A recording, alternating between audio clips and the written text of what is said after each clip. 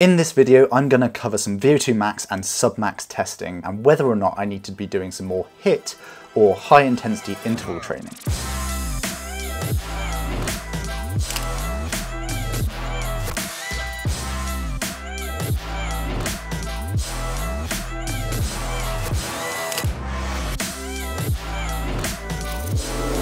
I'll go over the numbers from the tests, what I need to be doing now for my triathlon career, and some of my experience with HIIT workouts. No, as in like if the brain thinks that, yeah, you're not ready.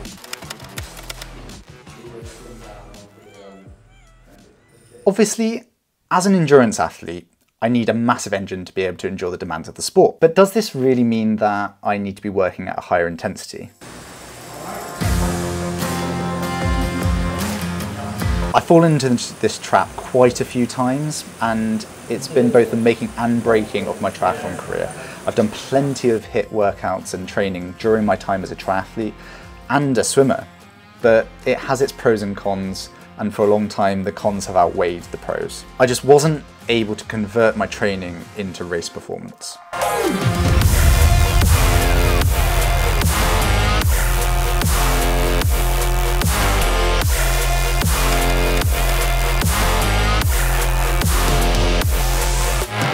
Really quickly, 74% of you who watch this channel have not yet hit the subscribe button.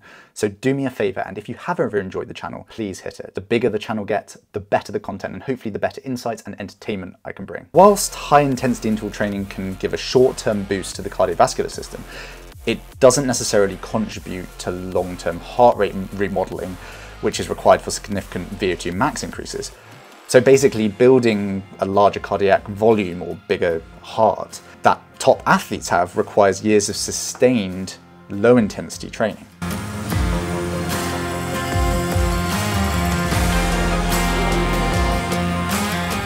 HIIT workouts mainly deplete glycogen in fast twitch muscle fibers, largely ignoring slow twitch fibers, which is what you need for triathlon.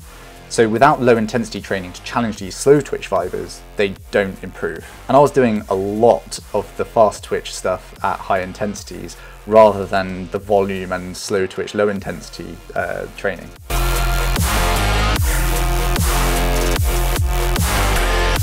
For triathlon, low intensity workout is crucial. High intensity training can exacerbate issues like high blood sugar, chronic stress, and low intensity exercise can help manage these problems. So HIIT can't really replace low intensity work. The more high intensity work you do, the more low intensity work you have to do to kind of counteract it and balance that fitness program.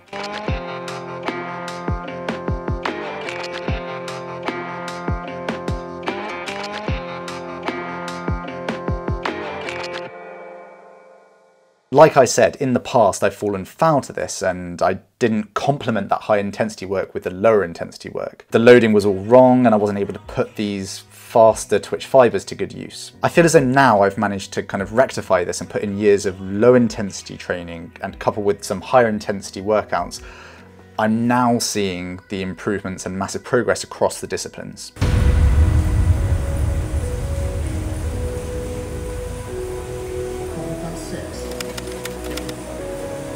It does, however, require patience. So my current testing has showed that I have a VO2 max of about 71 on the bike, which is like decent size. It's not massive. It's not as big as we see some of the other pro athletes have, but overall it's a decent sized engine. And my last 5-minute power was about 425 watts. If we consider my VO2 as my ceiling, I have room to go before I'm tapped out when it comes to my threshold. And therefore I can carry on doing threshold and aerobic based workouts in order to get closer to that ceiling without having to do too many of those higher intensity focused workouts, which is great because they hurt and I prefer the lower intensity and threshold workouts. Obviously, I'll try and keep a well-rounded program in total and be still hitting those VO2 max sessions, but I just don't have to do them as frequently as some other people may have to if their ceiling isn't as high. And Obviously, the best thing to do in this case is to work with a coach and someone who's a little bit more experienced or understands the physiology or your physiology slightly better than you do.